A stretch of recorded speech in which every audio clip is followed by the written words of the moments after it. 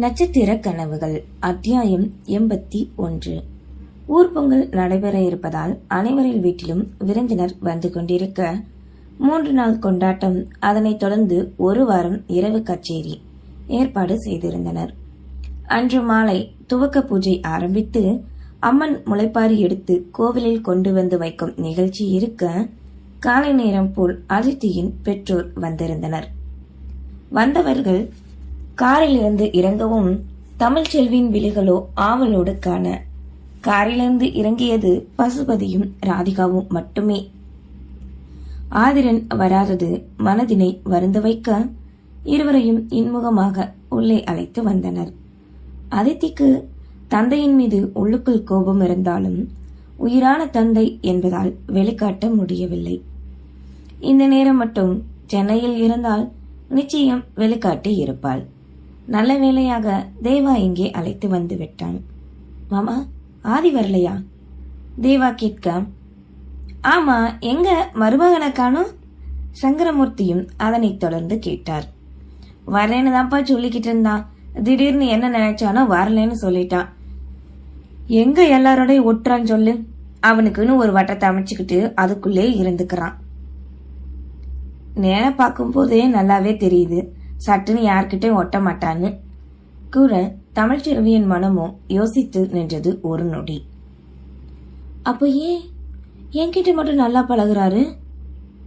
எண்ணிக்கொண்டிருக்க, இப்படி நல்லதுக்கு வந்தாதானே 4 பேருக்காவது தெரியும் அவனை.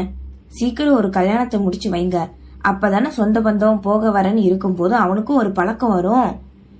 சங்கரமூர்த்தி கூற, பொண்ணு பார்த்துட்டே இருக்கும், அவன் படிப்புக்கு ஏத்த மாதிரி பார்த்தா அவனுக்கு நல்லதுன்னு நினைக்கிறேன். இந்த பசுபதியும் கூறவே நெஞ்சமோ கலங்கியது. ஏனோ வாழ்நாள் முழுவதும் அரணாக, அரவணைப்பாக, ஆசானாக அவன் தனக்கு இருக்க வேண்டுமென தோன்ற மனதினை திசை திருப்பினாள். நேரம் சென்று அறைக்கு வந்து அமர்ந்தவளின் மனமோ மறுபடியும் ஆதிரனை மட்டுமே எண்ணியது. நீ சின்ன பொண்ணு தமிழ், இப்படி உன் மனசு சலனப்படுறது சகஜம்தான். இதுக்கு மேல நினைக்காம விட்டு, அப்பதான் உனக்கு நல்லது. மனசாட்சி கூறவே மனமும், கடைசி வரைக்கும் எனக்கு பிடிச்ச நிரந்தரமான அன்பை எதிர்பார்க்கறது தப்பா? சண்டையிட்டது. தப்பு இல்ல, அந்த அன்பை உன்னை வளர்த்தவங்க உருவாக்கி தருவாங்க, சரியா? நீயா தேடுறதுதான் தப்பு. நீ என்ன இப்ப எல்லாம் அன்புக்கு அடிபணிஞ்சு அவனுக்கு மயங்குற அவனையே நினைக்கிற? இது உனக்கு நல்லதா சொல்லு. இல்ல, அப்படி இல்ல. அப்ப வேற என்ன எதிர்பார்க்கிற அவன் கிட்ட? தனக்குள்ளே கேட்டுக்கொண்டாலும் பதில் மட்டுமே கிடைக்கவில்லை. மனப்போராட்டங்கள் மீறி அவனை பார்த்து விடும் எண்ணம் பேரலையாய் தோன்ற உந்துதலோடு கைபேசியை எடுத்து அழைத்து விட்டாள். இங்கே கிளாஸ் ரூமில் பாடம் எடுத்துக்கொண்டிருந்த ஆதிரனுக்கு தமிழ்ச்செல்வியிடமிருந்து அழைப்பு வர எதிர்பார்த்ததான், ஆனால் இப்போது இல்லை. அழைப்பினை துண்டித்துவிட மறுபடியும் அழைக்கவே, இவ என்ன காலேஜ் போகலையா? இந்த நேரம் கூப்பிடுறா, எமர்ஜென்சியா இருக்குமோ? எண்ணியவாறு அதனை எடுத்தான். ஹலோ, நின்னையாய் அவளின் குரல் செவி தீண்ட, I will call you back later.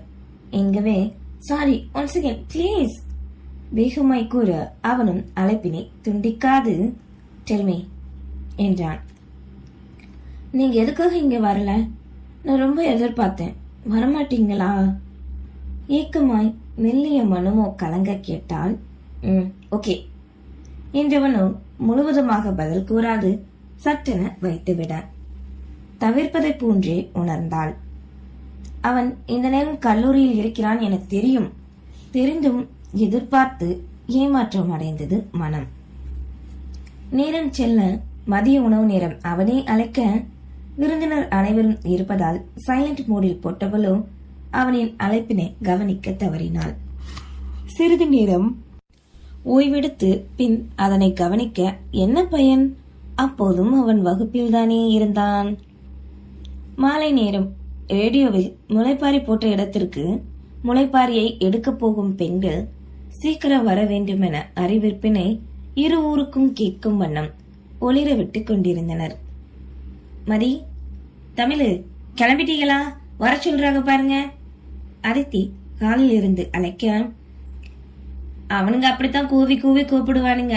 எதுக்கு இவ்வளவு சீக்கிரம் கேட்டா, நாங்க இப்படி அறிவிப்பு சொன்னாதானே பொம்பளைய கிளம்புவீங்கன்னு கிண்டல் அடிப்பாங்க கூறியவாறு புடவையின் மடிப்பினை சரி செய்து தமிழின் அறையிலிருந்து வெளியே வந்தாள் யாழ்மதி. பின்னே அவளுமே வர, என்னாச்சு குட்டிமா, ஏன் ஒரு மாதிரியா இருக்க? வந்ததுல இருந்து நானும் பாத்துக்கிட்டே தான் இருக்கேன், நீ சரியில்லையே, பேசக்கூட மாட்டேங்கியேம்மா என்று பசுவதி கேட்க, அப்படிலாம் ஒண்ணும் இல்ல மாமா, தன்மையாய் கூறினாள். எனக்கு இப்ப எல்லாம் ஒரு சந்தேகம் வந்துகிட்டே இருக்குப்பா. நீங்க இப்ப வந்தப்ப எல்லாம் நான் உங்க பொண்ணா இல்ல தமிழ் உங்க பொண்ணான்னு என் நேரமா இவனைத்தான் நினைக்கிறீங்க போல. வெளிப்படையாக தந்தையின் தனக்கு தரும் பாசம் பகிர்ந்து கொடுப்பதில் சம்மதம் என்பது போல்தான் அதித்தி கூறினாள். இனிமே 2 பேரும் என் பொண்ணாவே இருங்க குட்டிமா, ஆர் யூ ஓகே? மறுபடியும் அவளிடம் கேட்டான். பசுபதியின் மனதிற்குள் அவள் இன்று சரியில்லை என்றே தோன்றியது. எப்படி தமிழ்ச்செல்வியால் கூற முடியும் மனதில் இருப்பதை? தன்னை பெண்ணாக நினைக்கிறார், சந்தோஷமே என்றாலும் ஒரு சில நேரங்களில் அனைவரையும் காணும் போதெல்லாம் தோன்றும் ஒரே சந்தேகம், தன் வீட்டாரும் தன்னை காண்பவர்களும் சரி பாசத்தையும் அன்பையும் வெளிப்படுத்துகிறார்கள் தன்னிடம். ஆனால் இது ஆழ்மனதில் இருந்து வெளிவந்ததா அல்லது தந்தை தாயில்லாத பெண் என்பதால் பரிதாபத்தில் வந்ததா? ஆரம்பத்திலிருந்து அன்னையின் தந்தை தன்னிடம் அன்போடு நடந்து கொள்வது போல் மேலும் யோசிக்கவே வைத்தது. கிளம்பிட்டீங்களா, போகலாமா?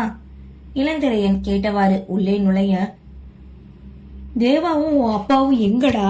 விஷாலாட்சி கேட்டார். அவங்க அப்பவே போயிட்டாங்க, கோவில்ல தான் இருக்காங்க. உங்க எல்லாரையும் கூப்பிடத்தான் நான் வந்தேன். ஆமா, என் பொண்டாட்டி யாராவது பார்த்தீங்களா? கிண்டலாக முன்னே நின்றவர்களை கண்டு கேட்க, பல்லை கடித்துக் கொண்டு யாழ்மதி முறைத்தாள். எதுக்குடா இப்ப இவ்வளவு வம்பிழுக்கிற? அன்னை கேட்க, இல்ல நான் வரும்போது சத்தம் கேட்கலையே, அதான் பொண்ண அடிக்க வருவது போல் கையோங்கி வர அவனும் அழைத்துவிட்டு முன்னே துள்ளலோடு ஓடிவிட்டான். புடவை கட்டாது வேறு உடை அணிந்திருந்தால் இந்த நொடி இளந்திரையன் கதையே யாழ்மதியின் கரங்களில்தான். பெரியவர்கள் சிரிக்க அனைவரும் அங்கிருந்து கிளம்ப, மருமகளை பார்த்து கவனமா இருக்கணும், ரொம்ப நேரம் நீ கோவில்ல இருக்க வேண்டாம், சரியாமா? விஷாலாட்சி கூற, அத்தை நான் இதுக்கு முன்னாடி இதெல்லாம் பார்த்ததில்ல, இப்பதானே முதல் தடவை, நான் கவனமா இருந்துக்கிறேன் என்று பொங்கல் சாட்ட ஆரம்பித்த நாளிலிருந்து இன்று வரை இதைத்தான் இருவரும் மாறி மாறி கூறிக்கொண்டனர். முளைப்பாரி வைக்கும் இடத்திற்கு வந்து இறக்கிவிட்டு பெண்கள் இறங்கியதும் காரினை தேவாவின் மாமனாரோடு கோவிலுக்குள் செலுத்தினான்.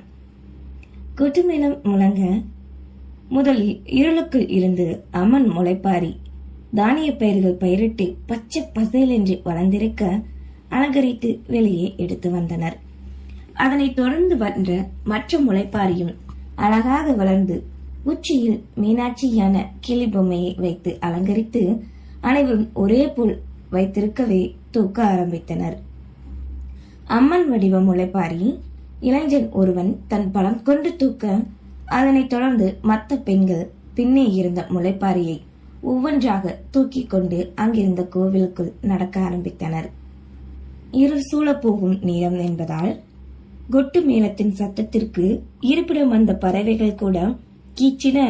இளைஞர்கள் சிறுவர்களின் ஆட்டம் விசில் சத்தமோ செவ்வியை பிளக்க தூக்கி வரும் அனைவருக்கும் ஒரு புத்துணர்வு தருவது போன்றே இருந்தது.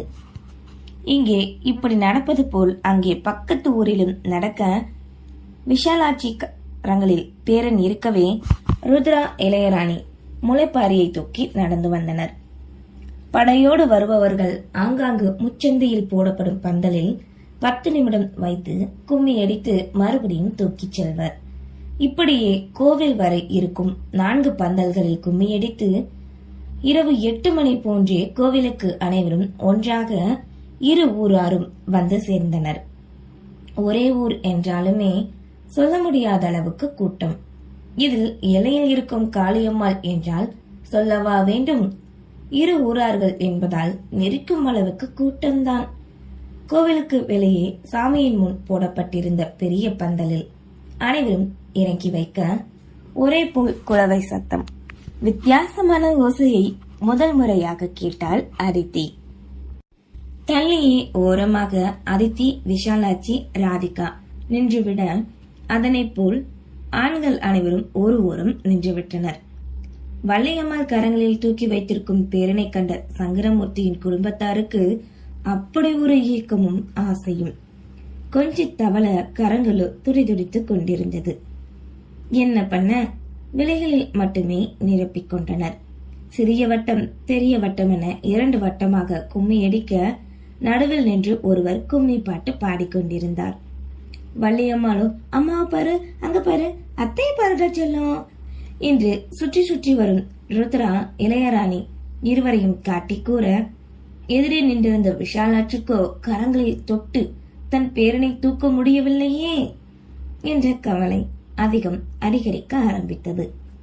மேலும் வெறுப்பேற்றுவது போல் வள்ளியம்மாளின் செய்கை வேறு இருக்கவே கும்மியடித்தவாறு கண்டு கொண்டிருந்த யாழ்மதி, இருங்க, முடிச்சிட்டு வந்து உங்களை கவனிச்சுக்கிறேன் மனதிற்குள் எண்ணிக்கொண்டாள்.